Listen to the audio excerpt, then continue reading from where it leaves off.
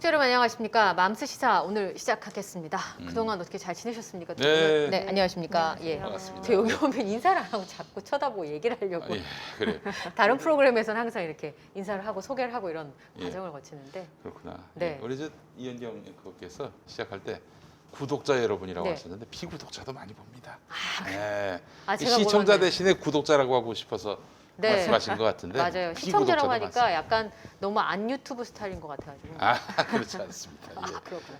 어쨌든 비구독자 여러분 와주셔서 감사합니다. 예. 맘스 시사 오늘 시작하겠습니다. 눌러주시면. 예. 근데 이제 교회에서는 네. 교인들 네. 이렇게 얘기하는데 안 믿는 사람들은 이제 불신자라고 얘기를 합니다. 불신자. 어. 와, 불신자. 거꾸로 하면 신불자 아닙니까? 예.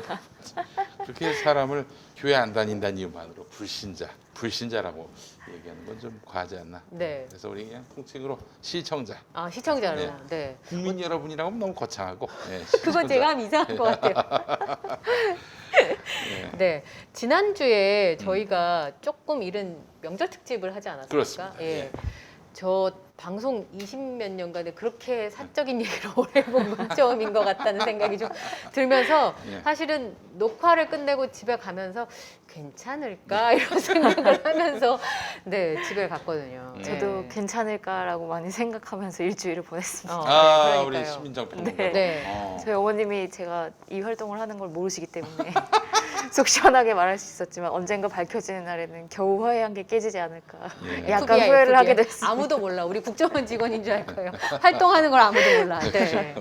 근데 요즘에 제가 약간 불안했던 게 어머님 세대들이 유튜브를 굉장히 많이 보시잖아요. 그렇습니다. 예. 그래서 사실 여기서 타고 들어와서 어머님 지인분이 보실 수도 있어. 아, 네, 그렇죠. 마스크를 예. 쓰고 있는 게 그나마 네, 다행입니다. 그래서 저는 약간 목소리만 들어도 어머님 친구분들이 저를 아시기 때문에 조금 그렇긴 했는데 예. 생각해보면 그런 얘기를 며느리끼리 해보는 시간들이 그렇게 많지 않았다는 생각이 좀 들기도 하고요. 또 제가 제일 놀라웠던 반응은 김엄마의 반응이었어요. 왜요? 그렇게 정자세로 하고 다른 예. 분 얘기를 이렇게 귀담아 듣는 모습을 네. 깜짝 놀랐어요. 영상 그래야- 편집 2번이나 쓰시고. 제가 이 방송에서 질타당하는 사위 네. 남편과는 다른 사람이다라고 많이들에게 과시할 수 있기 때문에 아, 그러시군요. 페인트 모션으로 카메라 속에 사모님이- 새로운 자아를 만들어냈습니다. 어. 부캐군요. 김엄마의 부캐. 김사위. 감사합니다. 우리 저 포이즌 넉이라는 필명이신 것 같은데 남성들이 처가댁에서 홀대받는 문화도 생겨나고 있습니다. 남성들은 웬만한 거는 얘기하지 않습니다. 오래전부터 학습되어 온 남성성 때문입니다. 예전에 시어머니가 며느리를 다른 며느리들과 비교하듯이 요즘 장모님들은 또 다른 사위와 비교합니다. 그 때문에 처가댁에 가기 싫다는 남성도 많고 이혼 사유 중에는 처가댁 문제도 있어요. 대두되는 경우가 있습니다.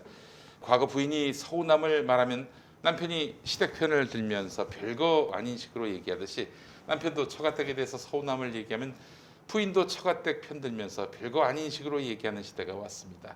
내 맞는 아내가 있으면 내 맞는 남편도 있습니다. 방송 내용 중에 남녀 평등하게 살아온 세대라는 대목이 있었는데 어째 방송은 여성은 여전히 힘들고 남성은 편하다로 귀결되는지 요즘 말로 불편합니다. 이런 글을 남겨주셨어요. 솔직한 후기 남겨주셔서 감사하고 네. 저도 이제 그런 생각이 좀 들긴 했었거든요. 근데 남편분들도 가운데 끼어 있어서 불편할 수 있고 힘들 수 있는데 아까 그 말씀이 제일 와닿았어요. 교육된 남성성 네. 때문에 불편하고 힘들어도 말하지 않는 그게 당연한 미덕으로 생각하는 맞아요. 감정을 문화 숨기고 때문에. 그쵸? 말을 네. 아껴야 한다는 교육을 받고 자라서 어떤 기분을 느꼈는지 소통하기 쉽지 않고 마음으로 쌓아두고 그러면 이제 갈등이 더 깊어질 수 있죠. 그렇죠. 음. 저희 남편은 자기가 힘들면 힘들다는 말을 하지 않아서 저랑 꽤 오래 신경전이 있었거든요. 티는 나는데 네, 분명히 무슨 일이 있는데 음. 말을 하지 않는 거예요. 저는 저를 믿지 않기 때문에 저런 행동을 하는 거다. 얼마나 마누라가 못 믿어오면 네. 밖에 있었던 얘기를 안 할까 이렇게 생각했는데 네. 하루는 한 7년 만에 입을 열고 한 얘기가 너한테 얘기를 하면 너도 걱정하고 나도 걱정하는데 걱정은 한 사람만 하면 되지 않냐. 굳이 얘기를 해서 너까지 머리 아프게 할 필요가 있냐. 이렇게 얘기를 하더라고요. 네. 그래서 그 말씀 참 맞는 것 같다는 생각이 드네요. 네, 사위는 처가 가면은 감정 노동 안 합니까 이렇게 시작하는 어. 글도 있는데 너무 며느리만 피해자고 하는 프레임이 불편하다. 요즘 세상이 어떤 세상인데 사위는 처가댁에 가서 장모님이 잡아주는 씨암탉 뜯으면서 배 깔고 낮잠 잡니까? 씨암탉이나 쳐 잡아주고 그런 말씀을 해주셨으면 좋겠습니다. 며느리가 친정 가면은 편하고 시댁 가면 불편하듯이 사위도 자기 집이 편하고 처가 가면 불편합니다. 아, 우리 장모님은 뭐 전혀 그런 불편함을 주지 않으셔가지고 제가 그걸 느끼질 못했네요. 아, 그런 분도 있으시네. 네, 김엄마는 국민사회로 두고 가시게 됐어요. 아니 근데 이제 사실 우리 장모님은 따님을 저한테 보내시면서 아주 긴장감 넘치는 삶을 사시나 봐요. 오. 예전에 제가 박근혜 정권 때 네. 제가 트위터에다가 이제 박근혜를 거명하면서 아비나 딸이나 이렇게 한번 트위터했었는데 그게 SBS 8시 뉴스 두 번째 꼭지로 나온 거예요. 아니, 그게 뉴스거리입니까? 그게 아무리 일요일이라도 SBS 8시 뉴스의 두 번째 뉴스로 나올 만한 거리인가요? 그 아무리- 트위터 올린 내용이 주 내용이었는데. 그렇죠. 아, 그리고 물론 이제 거기에 청와대 홍보수석 이정현 씨가 네. 아. 해도 너무한다 이런 말을 하는가 하면 그때 새누리당 대변인 김태흠 아, 이 사람도 나와가지고 그러니까 감옥 갔다 오지 이런 얘기를 썼어요. 난 감옥 갔다 온 적 없거든요. 정봉주 의원하고 헷갈린 거야. 그러더니 다시 와서 그 말 취소. 정론관 나와가지고 그 말 네. 취소했는데 하여간 이게 두 번째 뉴스로 나온 거예요. 어머. 전화가 오셨어. 장모님이 전화 와가지고 자네 또 욕했는가? 네, 그런 전화가 와서 그때 제가 처음이자 마지막일 텐데 아내에게 화를 냈습니다.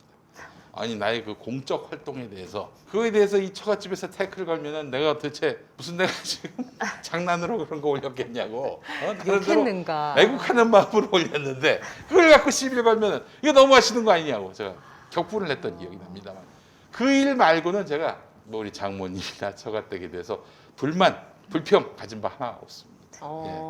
근데 사실 며느리들끼리 모여서 얘기했으니까 네, 그쵸. 며느리들이 힘들다는 얘기가 나온 거고요. 남성이 안 힘들다는 얘기를 했던 게 아니고요. 예. 우리 며느리들끼리 모여서 며느리들의 고충이 무엇인지를 얘기하는 시간이었으니까 아, 며느리로 사는 사람은 이런 고충이 있구나. 네. 남성은 아닙니다. 이렇게 얘기하려고 했던 건 아니었다는 걸 그럼요, 알아주시면 그럼요. 예. 사회분들도 언젠간 한번 모여서 그죠. 그쵸. 예. 맞습니다. 하는 시간이 있어야 이제 공평하겠네요. 댓글을 듣고 보니까 그런 생각이 들더라고요. 근데 부부싸움 했을 때 음. 장모님이 딸 편을 들고 팔을 걷어 붙이시면 이혼까지 간다는 얘기가 있어요. 그럼. 네, 그러니까 둘이 싸워서 집에 팩 하고 왔어. 왔으면 위로해주고 쉬었다 가라. 이렇게 하면 이게 더 심각해지지 않는데 음. 어디 나와봐 이렇게 되면 음. 아까 그분 쓰신 것처럼 이혼 사유까지 가는 경우가 양가 부모님들이 아, 그럼. 이제 개입되기 음. 시작하면 좀 심각해지다고는 하더라고요. 예. 예. 그래요. 뭐 여기까지만 얘기하시죠. 제가 저기 아내 흉을 저희 그 아버지하고 어머니가 본 적이 있어가지고 그게 드디어 이제 아내 귀에 입수가 됐어요. 아니 어떻게 입수가 됐을까요? 불현 중에 어머니가 또 제 발설하셨구나. 아내한테 말씀을 해가지고 제가 지금 15년째 지금 씹히고 있습니다. 예, 더 그 얘기를 하면 15년짜리였어요. 15년. 아니 지금 앞으로 20년은 더 써먹을 것 같습니다. 묘비에 쓸지도 몰라요. 아, 그 묘비에. 아기 낳을 때 그 일이랑 요거랑 아니, 두 가지. 근데 차마 이 자리에서 얘기할 수 없는 아주 굉장히 미묘한 이야기를. 어. 아예 뭐 어머니만 불평불만 차원에서 한마디 한 건데 그걸 또 그냥 그대로 어머 얘 네가 어떻게 이럴 수가 있냐 이러면서 비밀이었군요. 집집마다 다 비슷해요. 예, 예, 예, 그럴 예. 수 있는 아니, 부분이에요. 그래요. 예. 그래서 자기가 이제 앞으로 김용민 당신은 다시는 정치를 못할 것이다. 아내가 그럽니다. 왜냐? 내가 그때 일을 대중한테 까발리는 순간 당신은 이 세상의 모든 기혼 여성들의 적이 될 것이다. 이런 얘기를 해가지고 여기까지만 하겠습니다. 네. 예. 한 계급 위신분이 다 집에 계세요. 예, 그래요. 내가 다 폭로하면 어떻게 되는지 두고 봐라. 입만 열면 너는 한 방에 간다. 간다. 예. 그건 저희 집도 마찬가지. 저희 남편도 예. 내가 알고 있는 너를 얘기하면 예. 이미지는 다 깨진다. 아, 이런 얘기. 그래요. 그쵸, 집에서 인정받기가 가장 힘든 것 같아요. 예수님도 그랬잖아요. 자기 고향에서 인정받기 힘들다. 아, 그러면 예수님도 네. 그랬습니다. 자, 그래요. 광고하고 또 지난 방송 후기 좀 하도록 하겠습니다. 네. 먼저 마이보험 체크입니다. 나의 보험 상태를 객관적으로 체크해서 공정한 평가와 합리적 대안을 제시하는 마이보험 체크를 소개합니다. 마이보험 체크는 보험 가입자의 이익을 최우선으로 하는데요. 그 증거는 마이보험 체크를 통해서 계약한 장기 보험의 평균 보험료가 46,000원에 불과합니다. 이 이야기는 곧 비싼 보험을 팔아서 수익을 챙기려는 게 아니라 소비자에게 가장 합리적인 상품을 판매해 왔다는 의미입니다. 불필요하게 비싼 거 가입하려고 하면 마이보험 체크는 오히려 말린다고 합니다. 또한 마이보험 체크의 상담 대비 계약 체결률은 평균 25%로 잘 나가는 대리점에 비해서 저조한 편인데 왜냐하면 상담 후 강매 형식으로 소비자에게 부담을 전혀 안 주기 때문인데요. 상담 후에 귀찮게 연락하는 것은 없습니다. 최근에 마이보험 체크를 사칭하는 전화가 여러 건 이제 포착이 됐습니다. 마이보험 체크는 상담 신청한 고객께만 전화를 드립니다. 절대 무작위로 전화 영업하지 않습니다. 마이보험 체크를 사칭하는 전화에 주의하시기 바랍니다. 마이보험 체크는 최고의 보험 전문가들이 정직하고 양심적으로 여러분의 보험을 맞춤형으로 리모델링 해드리는데 지금 연락해서 무료 상담 받으시고 합리적 보험 설계도 받으시기 바랍니다. 홈페이지는 한글로 마이보험체크 그리고 영문으로 바꿔서 .com 네. 전화는 1800-7917인데요. 건강보험을 탈퇴할 수 없느냐 이런 전화는 안 됩니다. 건강보험은 의무가입입니다. 보험이라고 다 같은 보험이 아닌 거죠. 예. 네. 아니 우리가 예를 들면은 한국은행에다 예금을 맡기고 싶다 이런 말은 못 하지 않습니까? 마이보험 체크를 통해서 네. 좋은 민간보험 많이 추천받으시고 합리적인 보험도 그렇죠. 많이 또 가입하시면 좋겠어요.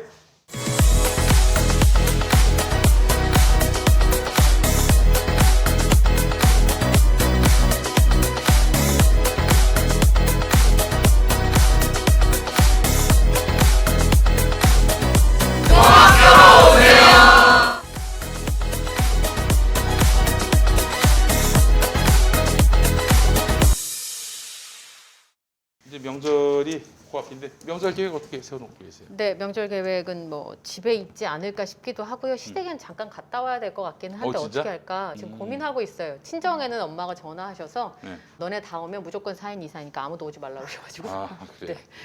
저희는 친정에 못 갈 것 같고요. 저는 뭐 이런 날이 올 줄 알고 5명으로 딱 맞췄습니다. 5명으로 딱 맞췄어요. 그래서 어디 누구를 만날 수가 없습니다. 아, 네. 이번. 예. 근데 아이들이 집에만 있으면 심심해할 텐데 네, 어딜 갈 그래서 수가 없어서 걱정이에요. 3일 연휴를 어떻게 보내야 될지 네. 고민을 하고 있습니다. 요즘에 엄마들이 저한테 네. 집에서 애 데리고 있는 게 너무 지친다고.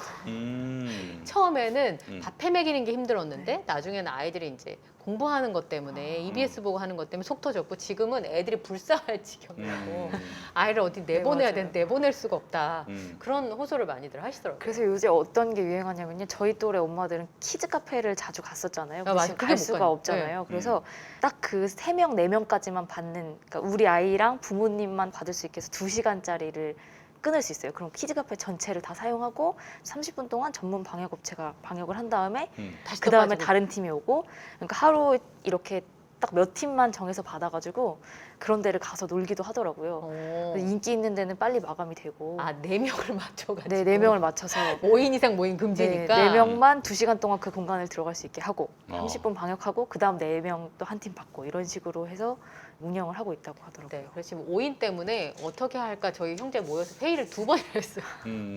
아니 근데 4인이면은 전파력이 떨어지고 5인이면은 전파력이 갑자기 뭐 강화되고 그런 건 아니잖아요. 그래서 저희 딸이 엄마 왜 5인부터는 안 되는 거야 라고 했는데 엄마도 모르겠다고 저를 했어요. 그러니까 왜 밤 9시냐? 왜 밤 11시는 안 되냐? 네. 뭐 그런 얘기도 지금 나오고 있는 것이고. 예. 그래요. 좀 뭐랄까 저는 이제 곧 백신이 보급이 되면은 뭐 올 여름 가을쯤 되면은 집단 면역이 가능하다고는 얘기하는데 지금 자영업자들 소상공인들 네. 죽으려고 합니다. 진짜. 네. 다른 좀 좋은 묘수가 없을까 네. 이런 생각도 들고 그리고 가족들의 모임을 이렇게 제한한다는 것도 뭐 물론 필요성이나 뭐 그런 어떤 고민들을 모르는 바는 아니지만 그래서 이런 아이디어를 내는 사람도 있어요. 집 앞에다가 네. 문패를 떼고 땡땡 교회 네. 교회를 갖다 맞습니다. 붙이면 이렇게 하면 5명 넘어도 아, 괜찮다면서. 저희는 이긴 들었어요. 교회 가서 모이자. 네, 그러면 교회에서 모이면 네. 아무 문제가 안 되니까 마스크 쓰고 아. 교회 가서 얼굴을 보자. 예. 아니면 카페에서 보자. 뭐 이런 얘기들을. 그럼 우리 목사님들 문재인 정부 욕할 게 아니네. 지금 전도의 기회로 삼을 수 있는 거 아닙니까? 네, 그래서 다들 어떻게 하면 얼굴을 안 보자니 홀어머니 홀아버지 계시는 집들은 네. 걱정이 되고 그래서 애들만 두고 가고 교차로 가고 교차로. 네, 그러니까 이 집 식구 왔다가 나가는 동시에 들어가고 날짜를 다르게 해서 네. 만나거나 하는 식으로.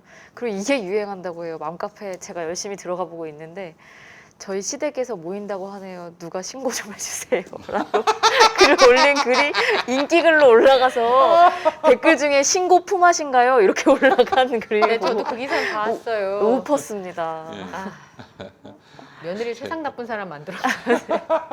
저 기사를 보면서 이걸 꼭 기사로 썼어야 된다. 세상 며느리 다 나쁜 사람 만들었다. 제가. 지금 어린 아기들을 두신 그 분들이 활동을 주로 하시는 데더라고요. 그러니까 이제 아이에게 최대한 방역 수칙을 지켜서 안전을 지켜주고 싶은 욕구가 있나 봐요. 그런데 이제 막 8명 돼도 모인다고 하니까 누가 불만을 잔뜩 써놨는데 댓글이 엄청 많이 네. 달렸더라고요. 그러니까 참 애매한 것 같아요. 그런 부분들 때문에.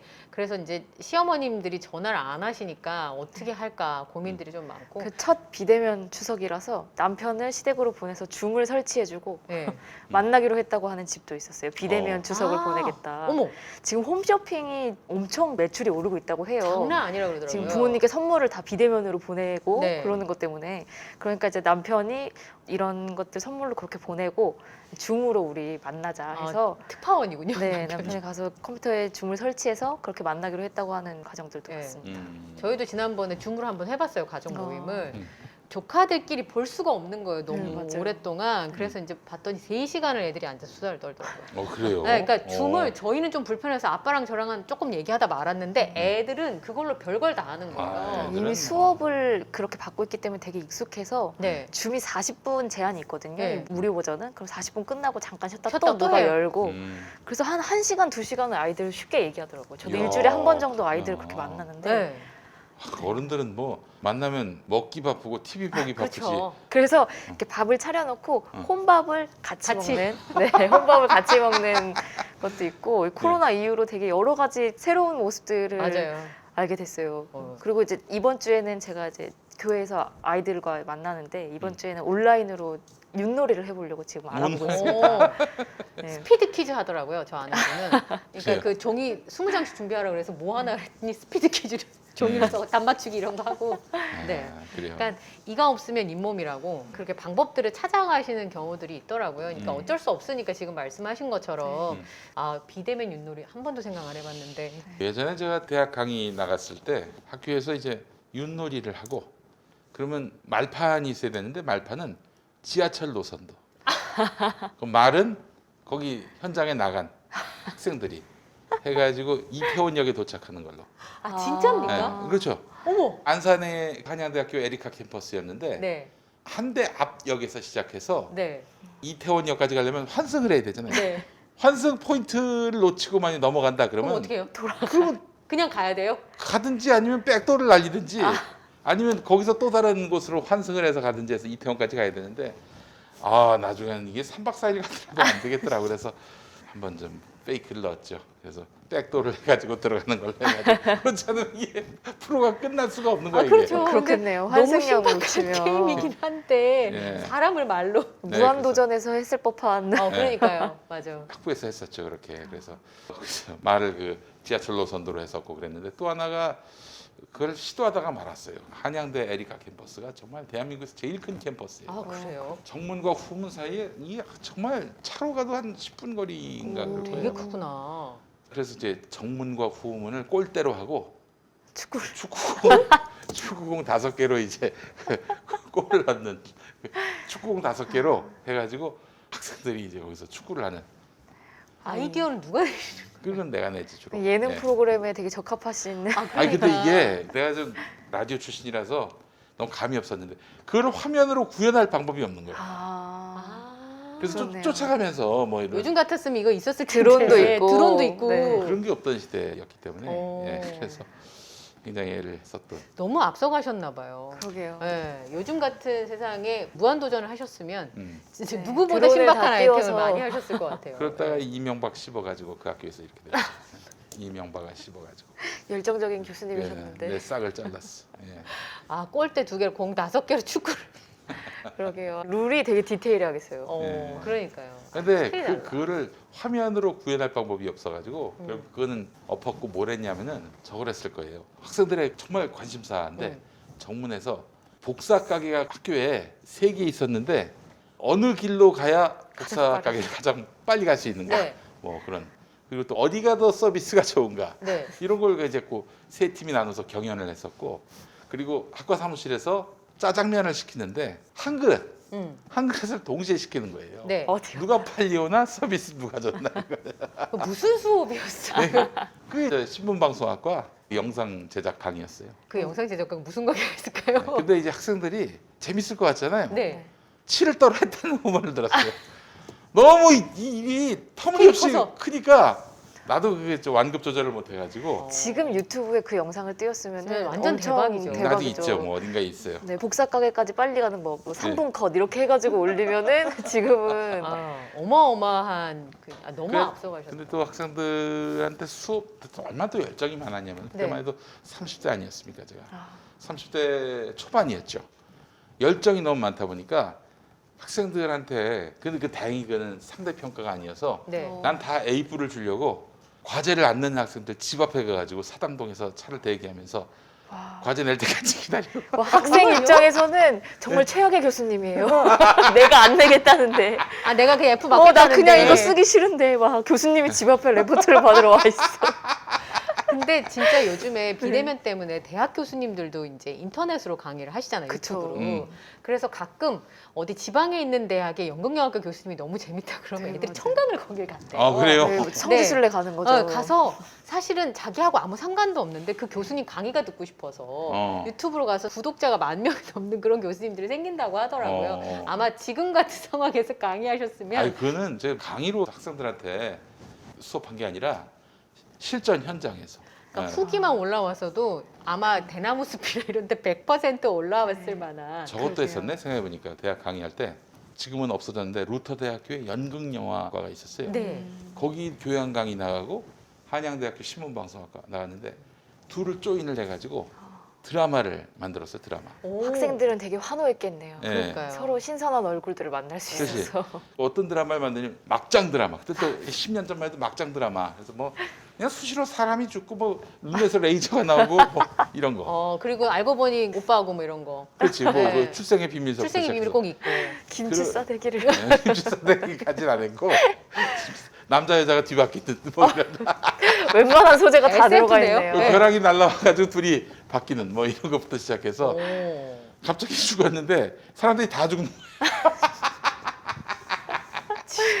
아, 저도 신문방송학과 나왔는데 저런 수업을 상상을 해본 적이 없네요. 그런 수업을 잘 마치고 네. 잘 마치고 이제 어. 뭐 이명박 때문에 잘리고 뭐 그랬는데 근데 그때 열정으로 돌아갈 수가 없겠더라고. 지금도 정말 열정 가득한 맞아요. 교수님. 어떤 학교에서 교양 강의하는데 예전 애정이 한 10분의 1도 안 나오는 것 같아. 그때 정말 학생들 한 명 한 명이 너무 소중해가지고 이루 말할 수 없이 정말 뭐 하나라도 더 해줄까 막 이렇게 날마다 고기 사주고 밥 사주고 술 사주고 그러기까지 했어. 강사가 말이야 강사가. 아니 강사가 그거 하시고 남아요? 아 그거 없지. 하나도 안 남지. 사실 그냥 자원봉사 가시는 거랑 똑같아요. 그렇게 하시면. 제가 학생 때도 응. 이 처음 수업 맡으시거나 아니면 열정 많으신 그렇지. 교양 교수님들을 더 잘 따랐던 것 같아요. 어. 왜냐면 오래되신 전공 교수님들은 응. 주문을 외우시는 거 저렇게 버튼을 딱 누르면 르르르르 하고 나오시는 것 같은 강의를 하고 저희들하고 뭐 개인적으로 섞이려고 하시거나 맞아. 이렇게 애정을 그렇게 많이 담아주시지 않으셨는데 새로 초빙된 교수님 이런 분들은 되게 막 시험인데 아침 못 먹었지 시험 기간에 시험 보러 갔는데 책상에 빵하고 올려주시는 거예요. 이거 먹고 하자 시험 그런 감동은 처음 받아봤어요. 뭐가 아무것도 아니지 나이에 비하면은. 네 그래서 저기 결국 나이가 들고 드디어 이제 세상의 이치를 터득했는데 그러면 잘립니다. 열정적인. 기존의 교수님들이 싫어하세요. 싫어하시죠. 상대 교수님들이 맞아요. 날 그것 때문에 잘랐다는 게 아니라 MB 때문에 결국 잘렸는데 근데 기존에 있는 교수님들이 대단히 싫어하십니다. 그러니까 5번은 하지 말아야 된다. 예. 적정한 수준에서. 그냥 맞아요. 적정한 수준에서. 우리 안 하는 거를 열심히 하시는 교수님을 눈에 가시처럼 아, 여기시다. 그러실 수 있죠. 아, 네 그때 그 학생들한테 잘해서 망정이지. 그때 나 출마했을 때 보수 일간지 기자들이 나한테 배운 학생들한테 접촉해가지고 수업 중에 무슨 성희롱 발언한 적 없냐 뭐 이런 식으로 취재에 들어간 거야. 야, 정말 참. 알고는 있었지만 정말 대단한. 그게 만약에 나왔으면 난 진짜 갔지. 한 방에 그렇죠. 갔지. 그러면 예. 진짜 복귀 못 하시는 거죠. 그렇지. 예. 뭐 영원히 매장 당하는 거지 뭐. 예. 학생들 반응이 좋았나 봐요. 학생들이 잘해줬어요. 저렇게 잘 하는 얘기해줬어. 교수님은 어떻게 해? 그리고 자기가 취재 들어왔다고 나한테 또 알려줬어. 아우, 그래서 제 인생을 헛산 건 아니다. 그러니까요. 예. 미안하게도 제대로 수업을 안 한 친구들에 대한 굉장히 매서운 점수를 줬는데도 불구하고 그러면 또 이제 악감정에 비난할 수도 있었는데 이게 또 잘해줘서 그래서 그 뒤로는 한양대는 굉장히 우러러 봅니다. 음. 그 학교에 지금 정준희 교수가 또 그러네요. 수업을 하고 있습니다. 예, 여러분. 정준희 교수. 정말 좋은 학교입니다. 한양대. 그러네요 캠퍼스. 지금 보니까. 예. 근데 사실 정치는 진짜 어항 안에 든 금붕어라고 하더니 음. 아무나 후보로 나올 수 있는 게 아니네요. 이게 아니라 이게 나는 거의 박근혜급으로 사실은 주목받았잖아요. 네, 타겟팅이기 정말 할 수 쉽죠. 있는 모든 걸 털리셨어요.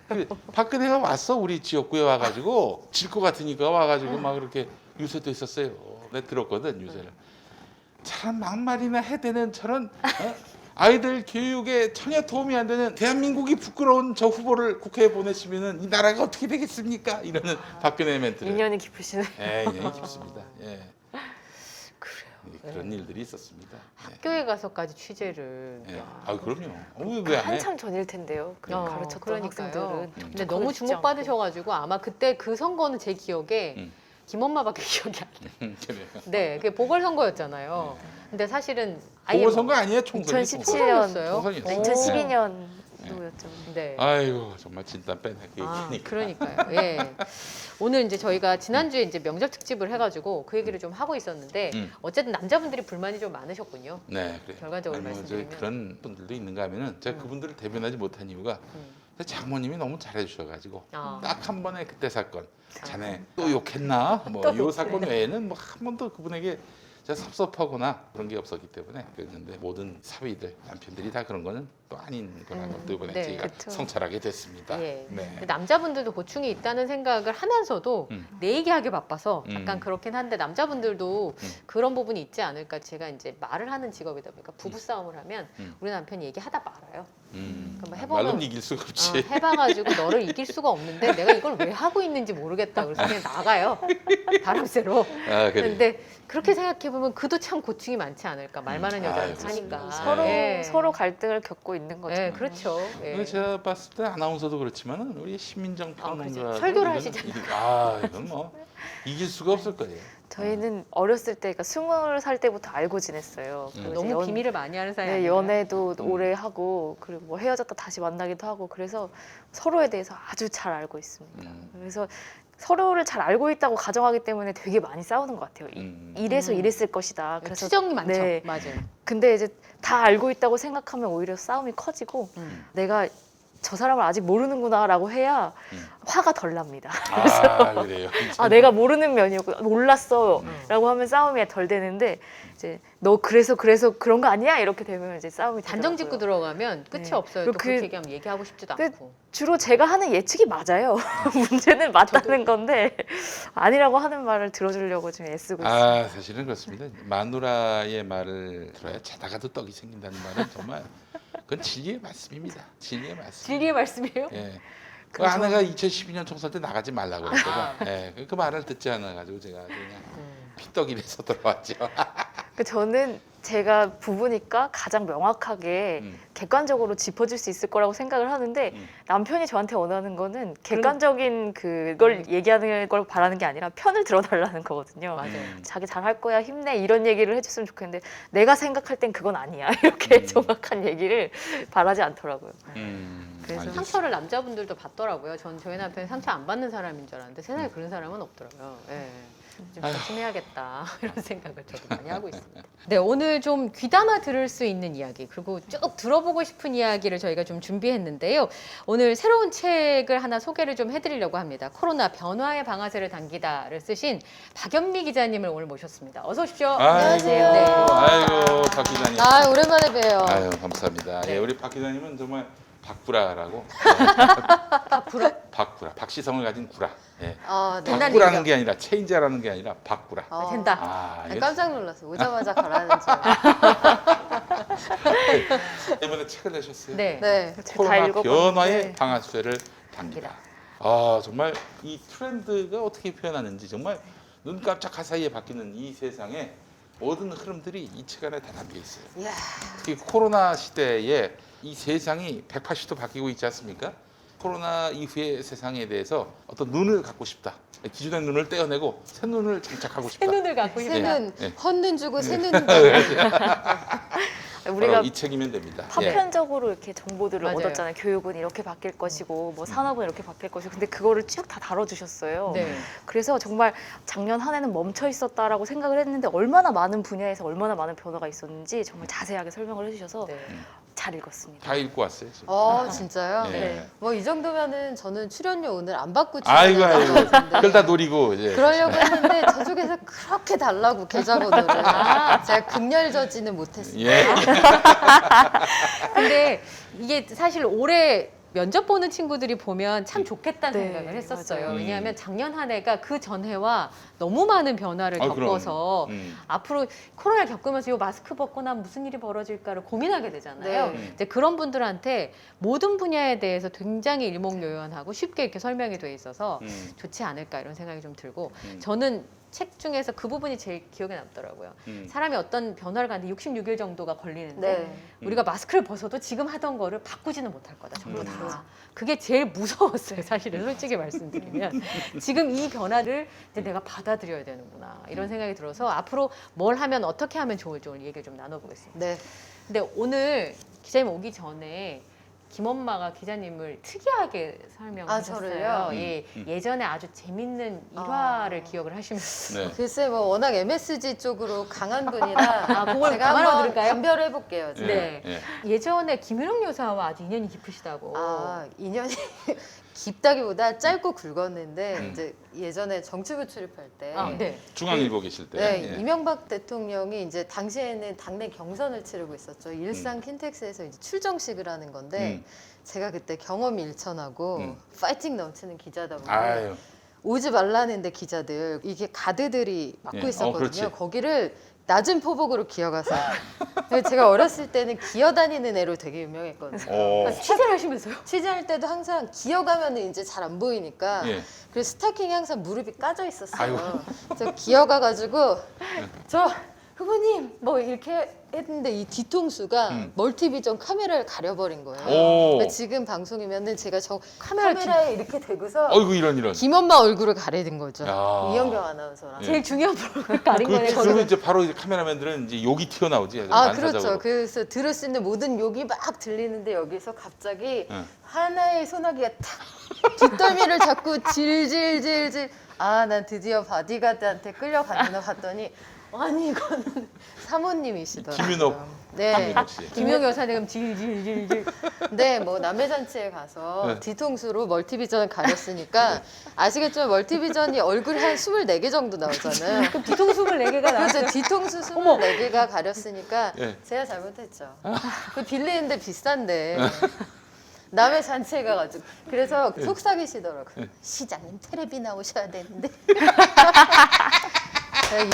이 자리 빌어서 다시 한번 사과드리겠습니다. 제가 그때 팬 기자라 네. 텔레비의 특성을 잘 모르고 근데 저는 최근에 본 기자분 중에 낮은 포복으로 그렇게까지 해서 아마 인터뷰를 하는 전무후무할 거예요. 기자분들이 전무후무할 거야. 예. 그리고 그 뒤에 방송 기자도 하셨어요. 네, YTN 에. YTN 기자 했었죠. YTN. 그 YTN 기자 그 일하다 좀 얘기해 주세요. 그 YTN 기자로 일할 때는 이제 하루는 내근을 할 때였어요. 네. YTN은 당직이 많은데 네. 부서 당직, 주말 당직, 뭐 국제 당직, 야근 이런 게 많아요. 네. 근데 그 말이 참 무서운 거예요. 24시간 뉴스 채널. 그렇지. 진짜 힘들어요. 입사하기 전에는 몰랐죠. 네. 24시간 뉴스 채널이라는 건 어떤 것도 뉴스를 떼어주지 않는다는 거잖아요. 그러니까 그러네. 기자들이 24시간 돌아가야 되는 거예요. 내근하고 있는데 전화 왔어요. 굉장히 불쾌한 목소리로. 예, 정재봉입니다. 지금 텔레비에 나오고 있는 저 기자 때문에 내가 네. 입맛이 떨어져서 점심 먹을 수가 없다. 네. 시간 보니까 한 12시 15분 정도. 예.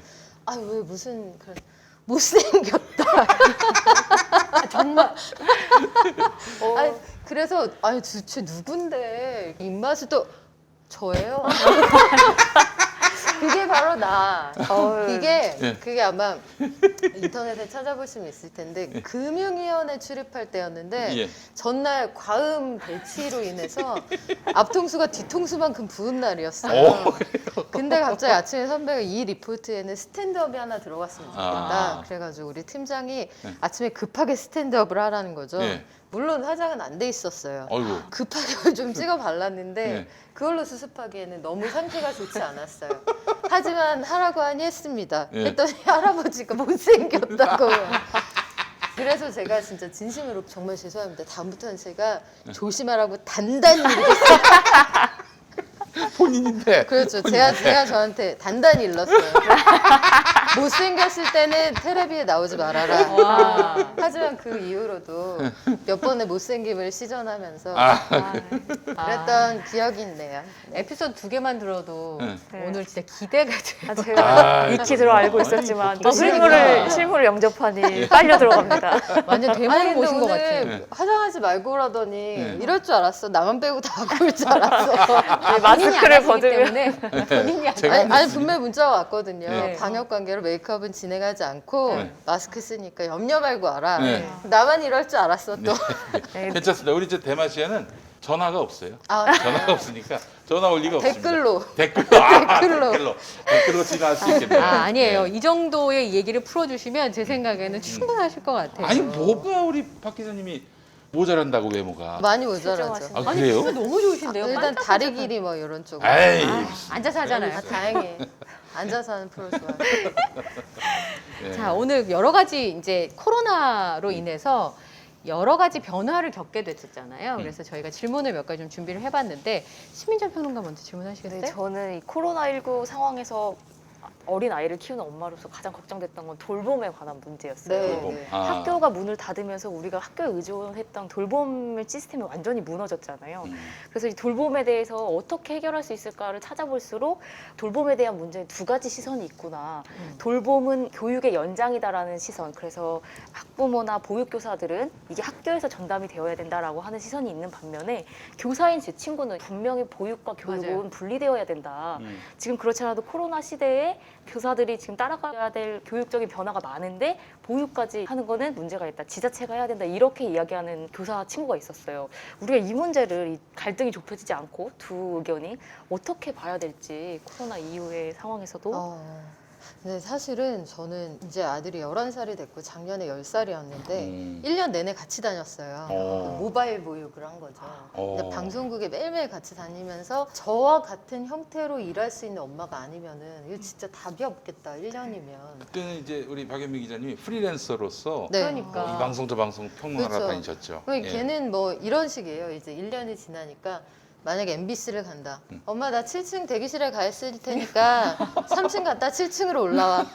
이제 이런 수준이 된 거예요. 아 방송사의 적응을 그런. 그렇죠. 했군요. 7층에서 이제 배철수 형님 오시면은 네. 같이 농담 따먹고 있는 이런 수준이 됐는데 아, 그렇지. 대부분의 경우에는 회사에 데려갈 수가 없는 구조잖아요. 맞아요. 그렇죠. 네. 회사 어린이집들도 문을 닫고 그래서 학교가 교육뿐만 아니라 보육에서 굉장히 중요한 부분을 차지한다는 생각이 많이 들었던 게 예를 들면 이렇습니다. 인천에 안타까운 참변을 당했던 형제 사건이나 아니면 여러 가지 가정 내 폭력으로 희생됐던 아이들 사건을 생각을 해보면 만약에 이 친구들이 규칙적으로 학교를 갔다면 발생하지 않았을 혹은 막을 수 있었을 사건들이 많았거든요. 그러니까 보육이라는 게 꼭 끼고 앉아서 밥을 먹여주고 돌봐주고 씻겨주고 이런 차원이 아니라 그 아이의 건강 상태와 심리적인 상태를 주기적으로 체크해 준다는 것만으로도 큰 의미가 있는데 그걸 해줄 수 있는 게 저는 학교밖에 없다고 봐요. 그래서 학교가 교육과 보육을 나눈다는 게 코로나 시대는 사실 큰 의미는 없다고 봅니다. 그 역할을 마다하지 말아주셨으면 하는 게 학부모 입장이고요. 네. 그렇죠. 왜냐면 지자체로 이관되면 결국에는 또 단가가 낮은 쪽으로 그렇죠. 그런- 이게 저도 학교에서 학부형 모임 있잖아요. 학교 운영위원회 그런 임원들을 저도 같이 했었는데 최저가 낙찰 제도가 있어요. 그래서 그게 정량 평가로는 가장 객관적이잖아요. 근데 이제 그렇게 되면 문제가 전체적으로 품질이 떨어지는 품질 거죠. 떨어지지 아무래도. 그러면 그런 문제가 있는 거예요. 그런 낙찰을 할 때 가격은 조금 더 줘야 하지만 괜찮아 보인다. 근데 그 괜찮아에 대한 기준이 굉장히 주관적이기 때문에 사람들이 그걸 선택하기 어려운 환경이 될 수 있거든요. 맞아요. 그래서 이건 참 어려운 문제예요. 네, 사실. 그렇습니다. 사실은 아까 아들을 끼고 1년 동안 다니셨다고 했잖아요. 엄마들이 진짜 고민을 하는 게 아빠들은 아이들 공부 안 하는 상황이 그 정도인지 몰랐어가지고 다들 재택근무하면서 아들의 뒤통수를 보면서 열불 터진다고. 아빠들끼리 회사 와서 뒷담화를 우리 네. 아들이 이렇더라. 음. 알고 보니 이렇더라. 음. 이런 얘기들을 했다고 하는데 애들이 이제 유튜브 통해서 수업을 하잖아요. 줌을 통해서 하는 것도 다 모바일로 하는 건데 그러다 보니까 코로나 시대를 지나면서 아이들이 너무 중독이 심한 거예요. 유튜브 자체에. 학교에서 대면 수업을 하면 어느 정도 그걸 네. 좀 정리를 해줄 수가 있는데 대면 수업이 없는 상태에서 온라인 수업을 하니까 연장선상에서 아이들이 유튜브를 너무 많이 보는 거예요. 아이고. 중독 현상이 너무 심각하다. 아드님은 괜찮으셨어요? 아니 전혀 괜찮지 않죠. 전혀 괜찮지 않고 저희 아들은 지난 1년 동안 랭커가 됐어요. 게임 하시는 분들은 아시겠지만 랭커가 뭐냐? 그 게임에서 세계 랭킹을 랭킹 안에 들어가는 친구도 있거든요. 네. 그런 친구를 랭커라고 하는데 어머. 특정 게임의 랭커가 된 거예요. 오. 쓸데없이 기술이 발달한 거죠. 오. 저희 아들은 이미 기능인입니다. 그래서 온라인으로부터 멀어지게 하려고 그동안 해왔던 모든 수고와 노력이 지난 1년 동안 아무짝에도 쓸모가 없게 수포가 된 게 됐어요. 예. 사실이에요. 그리고 야 너 이 학습 테스트 안 했어? 지금 만약에 방송국이다 하면 거룩한 얘기하고 스튜디오에 나가서 야 이 학습 테스트 안 했어? 어? 빨리 로그인해. 그러면 이 로그인이라는 작업 자체가 아이한테는 일상적인 루틴이 되는 거잖아요. 근데 이 로그인만 해서 공부만 할 거냐? 그게 아니란 말이에요. 자 어디 보자. 동물의 숲이 지금 어떻게 되는지 볼까? 맞아요. 이렇게 되다 보니까 이게 거의 디지털 신인류예요. 우리하고는 또 다른 방식으로 이게 그냥 체화가 되는 거죠. 그래서 저희도 뭐 날마다 전쟁입니다. 저희 딸은 뭘 할 때도 항상 유튜브를 찍어요. 혼자서. 음. 오늘은 제가 밥을 먹어보겠습니다. 그래서 밥을 선물을 아, 그래요. 그럴 때도 언박싱 영상. 1학년들 학교 공개 수업할 때 가보면은 저도 깜짝 놀란 게 저희 아들 1학년 때 그림을 그려서 이렇게 보여주는 거예요. 저는 몇 번 누구입니다. 뭘 그렸습니다. 이렇게 하고 수줍게 얘기하고 제 그림이 좋았다면 구독과 좋아요를 꼭 눌러주세요. 진짜 MSG 아니고 진짜 어. 그 정도로 일상이 돼버렸어요. 네. 아 그래요. 아니 이제 제 막내가 이제 초등학교 1학년에서 2학년 됐는데 인터넷에 댓글 다는 걸 봤는데 제가 기함을 했습니다. 어른에 관한 유튜브 얘기 밑에 단 댓글 보니까 인성 보소, 인성 보소. 인성 보소. 이 양반 8살인가요? 인성 터지는 거 보소. 그러니까. 그리고 저희 아들도 항상 쓰는 말이에요. 예. 아 그래요. 제가 야 너 그거 하지 말라고 하면 했어 안 했어? 호호 우리 엄마 인성 보소. 네, 맞아. 그러니까 이게 이제 막는 걸로 해결되는 문제는 네. 이미 지난 것 같다는 생각이 드는 게 엄마들이 EBS 보라 그러고 유튜브로 이제 맞아요. 수업하라고 해놓고 안 된다고 할 수가 없는 상황이 된 거예요. 그래서 이제는 막을 수 있는 방법은 없다. 제가 봤을 때. 그래서 좀 좋은 방향으로 이끌어줄 수밖에 없는 상황이 됐다. 이런 생각이 좀 들더라고요. 저는 사실 스마트폰도 초등학교 내내 안 사줘 볼까 생각도 했었거든요. 네. 없으면 카톡을 못 한다고 하면 아이들이 이해를 해준대요. 그러면은 교우 생활이 약간 어려워지죠. 어려워도 이제 그게 그렇지. 낫겠다 이렇게 생각을 했는데 지금 이제 방법이 그럴 때는 데리고 좀 나가보시는 것도 괜찮아요. 어. 저는 애가 너무 과몰입한다 그러면 아마 한 번쯤 다 경험해 보셨을 텐데 초집중하고 있는데 요거 뺏으면은 아, 난리 나거든요. 난리가 납니다. 그 분노 게이지가 여기까지 상승해요. 그럴 때는 무조건 싫어해도 질질질이라도 끌고 공원이든 어딘 나가는 거예요. 그러면 되게 반항하다가도 나가서 놀면은 또 잊어버리죠. 좀 해소가 되거든요. 네. 저는 아들이라서 이제 좀 그렇구나. 단순한 측면이 있지만 그런 것도 한번 생각해 보시는 건 좋을 것 같아요. 네. 이제 무조건 맞기보다는 얘네들은 이제 이걸로 일하고 이걸로 이걸로. 사람을 만나고 이걸로 모든 관계를 맺어갈 애들이라서 일방적으로 맞기보다는 이걸 어떻게 효율적으로 그래. 좋은 영향을 끼칠 수 있을까를 이제 고민해야 되지 않나 하는 생각이 네. 들었어요. 그러니까 그런 문제가 좀 어렵다라는 생각이 들기도 하더라고요. 저희 아까 잠깐 얘기했는데 어떤 유명한 교수님이 자기 강의를 올리면 그 학교에 다니지 않는 교수님들이 이제 그 강의를 보러 가는 이제 요런 대학생들 사이에서 이런 게 꽤 여러 가지 청강을 유튜브로. 네. 인터넷 청강, 유튜브 청강이 있던데 이렇게 교수님들이 이제 처음으로 평가를 받기 시작한 거잖아요.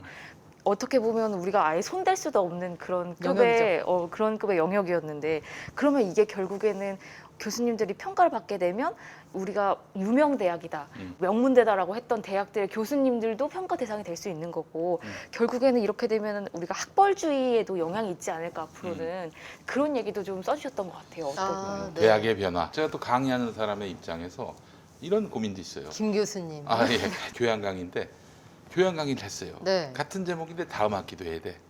근데 이미 한 번 한 강의인데 다시 하면은 달라야 될 거 아닙니까? 그렇죠. 똑같으면은 저거 봐라 지난번에 했던 거 또 우려먹네 이런 얘기 들을 수 있단 말이죠. 맞아요. 지금 대학 교육에 아주 중대한 어떤 변화에 네. 그런 상황이 왔어요. 그렇죠. 과거에는 사실 교육하고 종교는 언터처블이었어요. 어떠세요? 맞아요. 예. 교육, 종교 여기다 하나 얹으면 효도. 효도. 명절에 그렇지. 집에 가는 거. 요거는 안티를 걸 수 없는 넘사벽의 영역이었는데 요 세 개가 이제 균열이 오기 시작한 거예요. 네. 일단 교육에서는 노 교수님의 대강의 뭐 이런 것들이 알고 보니 사골이었구나. 흰물이 안 나올 때까지 우려먹는 거였구나. 네. 교수님의 저 낡은 노트는 권위가 아니라 예. 게으름의 상징이었을 수도 있구나. 아, 제 맞아요. 교수님이 93년에 이제 입학해서 다녔는데 아니 보니까 너무 종이가 노래요. 그래서 노란 종이를 쓰셨나 봤더니 이게 1960년대 자기가 이제 갱지를 쓰셨나? 아니 1960년대부터 쓴 시작해서 학습 저희 자료를 대학원 때 정리했던 그 노트를 또 갖고 오시고 그렇죠. 예 그렇더라고요. 이 사골 강의록으로 때울 수 없다는 걸 이제 온라인상에서 모두가 공평한 자리에서 같이 뛰기 시작한 거예요. 그동안은 학교 메이커, 소위 메이커 있는 학교에 메이커 있는 교수님들 강의 이런 것들이 사실은 누구의 평가도 받지 않는 그런 상태였거든요. 그럼. 그리고 학생들의 교수 평가가 있지만 영향력이 저희 별로 집안에도 강단에 서는 양반들이 있지만 뭐 별로 신경 쓰지 않습니다. 거기다가 뭐 쌍욕을 쓰는 학생들도 있다고 하는데 그냥 조용히 기억해 둔다고 해요. 답안지에 작은 실수가 있나 없나 봐야지. 이렇게 기억해 둘 뿐인데 예. 이제 정말 수평 비교가 가능한 거예요. 그러면 야 우리가 이 돈 내고 이런 강의를 들어야 되는 거였어? 네. 그리고 졸업생들도 알게 되는 거죠. 야 우리 때랑 똑같네? 10년 전이랑 똑같네? 세상은 변하는데 강의는 왜 변하지 않았고 그동안 철옹성이었으며 물가만 계속 올라왔는가에 대한 근본적인 질문을 던지게 된 거고요. 같은 맥락에서 종교도 마찬가지입니다. 맞습니다. 종교의 역할 이런 것들도 사실은 넘사벽이었는데 여기에도 이제 정면으로 도전하게 되는 그런 균열이 시작이 된 거고요. 부모님에 대한 효도 곧 설이잖아요. 불효자는 옵니다. 그 말이 전국의 며느리들의 마음을 얼마나 편하게 해주는가. 뭐 이런 것들이 모든 시발점이 코로나19가 아니었을까 싶습니다. 그러니까 말씀하신 것처럼 대학에 이제 등록금 문제가 대두될 수밖에 없을 것 네. 같아요. 왜냐면 온라인으로 수업 몇 번 듣고 그 다음에 시험 몇 번 치고 저 돈을 다 내야 되나. 그렇지. 지금도 1년 내내 대학생들이 등록금을 돌려달라고 네. 지금 시위를 하고 있는 상황이잖아요. 뭐 1년은 그렇게 보낼 수 있는데 만약에 이게 길어지게 되거나 아니면 지금 말씀하신 것처럼 방아쇠를 당겨서 온라인 체제로 대학 교육도 넘어가게 되면 대학 등록금을 안 깎아줄 수는 없을 것 같다는 생각이 좀 들거든요. 이게 그래서 굉장히 논쟁적인 부분이 있는 게요. 저도 지금 오늘 이 책을 가지고 왔잖아요. 네. 요거를 만약에 서점에서 이렇게 판다 하면은 요게 아마 정가가 15,000원인데 이게 이북으로 판매하면 여기에서 아마 단가가 내려갈 내려가지. 거예요. 예, 종이가 왜냐하면 아니니까. 이북은 여기에 사용되는 종이, 인쇄, 물류비가 안 들잖아요. 그렇죠. 근데 온라인 강의도 마찬가지잖아요. 음. 너무나 많은 곳에서 동시성이 존재하기 때문에 단가를 내릴 수 있는 여지가 분명히 있는데 학교에서는 아니다. 우리가 장비 없던 거 들여놓고 맞아요. 너희들한테 그 서비스 하려고 더 인프라 까는데 돈이 더 들어가니까 사실은 돈을 더 내야 된다. 이런 설명하는 그런 네. 학교도 있더라고요. 아이 그거는 말도 안 되는 사실 얘기지. 그건 좀 아니고요. 음. 해서 이 강의의 경제적인 효과에 대해서 아주 냉철하게 분석하는 작업이 아마 시작될 거예요. 그게 올해 원년이라고 보고요. 학생들의 등록금 환불 투쟁이라는 건 과거에 우리 등투 있었잖아요. 그렇죠. 등록금 네. 투쟁. 예. 그때하고는 좀 더 다른 굉장히 자본주의적인 양상으로 음. 앞으로 계속 흘러갈 겁니다. 교수님들도 분발하셔야 되죠. 네. 그러니까요. 학생들이 기숙사를 학교를 몇 번 갈지도 모르는데 학교 앞에 오피스텔 혹은 하숙집 이렇게 네. 얻어가지고 다니고 그것도 무작정 기다려야 되는 지금 상황이 요즘처럼 어려운 시기에 대학생들한테 그럼요. 부담될 대학 수밖에 교육의 없어요. 온라인 전환은 대학 주변으로 했던 상가들도 다 무너지게 그렇지. 하고 원룸촌부터 시작해서 맞아요. 완전 주변 경제까지 다 예. 영향을 주고 있더라고요. 맞아요. 예. 이러다 보니까 사실은 엄마들도 요즘에는 또 이렇게 온라인을 통해서 갑자기 스타가 되는 사람들이 많잖아요. 그렇죠. 그러니까 이게 국영수업을 계속 이렇게 시키는 게 맞는지 구글 번역기가 다 돼 있는데 영어로 꼭 가르쳐야 되나 이런 생각을 자꾸 하게 되더라고요. 구글 번역기가 있지만 당분간은 좀 해야 되는 게 나는 한다 생각을 너는 반가워 뭐 이런 식이잖아요 아직까지는. 그렇지. 예.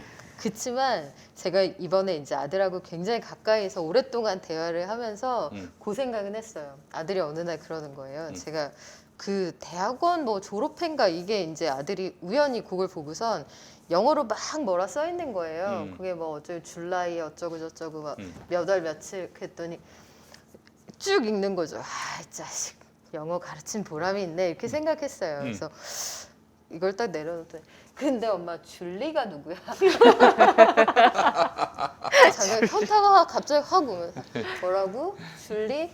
줄라이라고 써 있는데 문맥을 이해 못하면 줄라이는 줄라이고 여기 있는 건 줄리가 되는 거예요. 그래서 내가 영어 돈 들여 가르쳐봤자 한국말이 제대로 안 됐을 때 가르치면 아무짝에도 쓸모가 없구나 하는 생각이 들었는데 너무 일찍 할 필요는 없고요. 조금씩 해나가도 된다는 생각이 들었어요. 네. 엄마들이 교육에 대해서 여러 가지 고민들을 많이 하게 되는 교육 격차가 너무 심해지니까 강남은 강남대로 너무 이제 거기는 굉장히 열심히 달리더라고요. 지금 이게 사교육 시장을 통해서 교육 격차가 훨씬 벌어진다는 생각은 분명히 드는 게 반포 일대에서 교육열이 높은 그 지역을 보면 예체능을 포함해서 학원가가 계속 불황이 없었어요. 그러니까 다른 지역에서는 코로나19가 창궐했을 때 학원들이 분명히 타격이 굉장히 컸는데 그 지역은 타격이 별로 없더라고요. 네. 그리고 예체능을 전공하려고 하지 않는 친구들도 예체능을 전공할 수 있는 수준만큼 그걸 가르쳐 놓는 걸 보면서 학교가 문을 닫았을 때 학교가 메워주던 기본적인 어떤 뜀틀의 도약대 같은 게 사라지면 격차가 상당히 벌어질 수 있겠구나 이런 생각은 많이 들었습니다. 네. 그래서 왜 도서관이나 이런 거 문을 열어야 된다고 말씀을 하셨던 게 저는 동의를 했던 게 거기마저도 안 열면 아이들이 갈 수 있는 데가 너무 제한적이게 되는 거예요. 사실 학교가 아니면 공부를 할 수 없는 형편의 아이들도 있거든요. 그러니까요. 그럼. 그 아이들은 집에서 절대 공부를 할 수가 없어요. 고3 아이들 중에 그런 아이가 있다고 한다면 작년 한 해 네. 동안 최소한 자기가 공부할 수 있는 자리와 그리고 공부할 수 있는 습관을 만들어주던 곳에서 완전히 혼자 떨어져서 자기 혼자 그 씨름을 해나가야 했던 애들은 정말 작년에 힘든 한 해를 보내지 않았을까. 네. 이게 계속 준비가 안 된다면 우리 소득의 격차가 더 많은 교육의 격차로 그리고 결국에는 더 큰 양극화에 기여할 수 있는 그런 문제가 아닌가 네. 하는 생각을 해봤어요. 네. 저는 도서관을 작게 만들었으면 좋겠다. 네. 버스도 좀 작은 네. 게 있었으면 좋겠다. 그 말씀에 되게 동의를 했던 게 지금 크게 만들어가지고 많이 싣고 멀리까지 갔다 오잖아요. 다 네. 때려 싣고 그러니까 규모의 경제 중심이잖아요. 지금의 학교도 약간의 어떤 수용 시설의 형식이잖아요. 그러니까 그 근대 모형이 그래요. 뭐 병원도 교도소도 그렇죠. 뭐 학교도 다 이 모두가 다 단위 면적당 효율성을 극대화하는 방식이잖아요. 그래서 대량으로 많은 사람이 한 군데에 모여서 일사불란하게 돌아가면 적게 투입해서 많은 산출을 얻을 수 있는데 이렇게 됐을 때 문제가 코로나19가 만약에 창궐한다. 그럼 그 시스템이 크게 전체가 다 차단되잖아요. 이렇게 되면 이걸 쪼개야죠. 대중교통도 마찬가지라는 생각이 드는 게 말씀하신 것처럼 모든 사람이 자차를 가지고 다닐 수 있는 건 아니에요. 그렇죠. 그리고 목욕탕, 사우나 문을 완전히 닫지 못한 것도 거기가 아니면 씻을 수 없는 사람들이 있기 때문이거든요. 저 그 얘기 듣고 너무 마음이 짠했어요. 그쵸. 아니 목욕탕이야말로 최악의 그쵸. 그 감염 포인트가 될 수 있을 텐데 왜 그건 안 닫았나 했더니 그러니까요. 그 사회 취약계층들 중에 집에 이런 목욕 시설이 없어서 겨울에. 거기를 이용할 수밖에 없는 사람들. 그렇다면은 이제 모든 공공 인프라를 좀 작게 나눌 필요가 있어요. 이거는 근본적으로 보면 경기 살리기를 위한 뉴딜하고도 좀 맞물리는 측면인데요. 도서관도 크게 웅장하게가 아니라 작게 쪼개는 거죠. 만약에 A 도서관이 문을 닫으면 B, C로 나눠서 갈 수 있게 크게 A, B, C, D를 합친 것만한 사이즈로 하나를 떡하니 지어놓으면 A, B, C, D만큼의 사이즈를 한 번에 이용할 수 없게 되잖아요. 그렇지. 그러니까 학교도 나누고 시설도 나누고 대중교통도 작게 나눠서 서민들의 접근성은 보장을 하면서 위험성을 낮추는 그런 접근이 반드시 필요하다고 봅니다. 예. 이 코로나19가 다 이제 감염이 통제가 될 수 있다 하더라도 이 흐름은 역행할 수 없을 네, 거예요 아마. 네. 그래서 그런 의미에서 보면 대형 교회도 이제는 수명을 다한 것 같다 이런 생각이 듭니다. 근데 대형 교회는 되게 브랜치가 많지 않아요? 그렇죠. 뭐 지점. 네. 지점이 되게 많은데 예를 들어서 평창에 가면은 순복음 평창 지점 이런 게 있더라고요. 그렇죠. 예. 근데 특정 교회를 말씀드려서 좀 어폐가 있습니다만 큰 교회들은 굉장히 분원이 엄청나게 아니 많다는 걸 근데 한 느꼈어요. 가지 분명히 전제해둬야 될 게 본점은 커야 돼요. 본점은 무조건 커야 돼요. 아, 분원이 있으려면 본점을 나눠가지고 본점의 사이즈를 줄이는 게 아니라 본점은 무조건 크고 그리고 이제 지역마다 지점을 두는 거지 본점의 구조조정을 할 생각은 추호도 없습니다. 근데 본점이 너무 크면은 위험이 커지지 않나요? 위험이 커지죠. 그래서 여의도 수목원교회 같은 경우도 한번 감염이 되면 대책이 없는 거죠. 네, 맞아요. 사실 뭐 저는 교회를 안 다녀서 전 절에 다닙니다. 아 그래요? 그래서 잘 모르는데 예. 저는 뭐 또 성당은 진작에 또 이런 방역에 협력을 하고 있는 상황인데 교회만은 뭐 그냥 절은 뭐 애초에 그런 게 별로 없는 게 대규모 모임이라는 게 부패가 이렇게 자주 있는 없어요. 건 잘 아니죠. 없고 그냥 각자 기도하고 그렇지. 누가 오든 말든 별로 신경 안 쓰거든요. 그렇지. 저는 네. 그런 게 좀 있습니다. 음. 길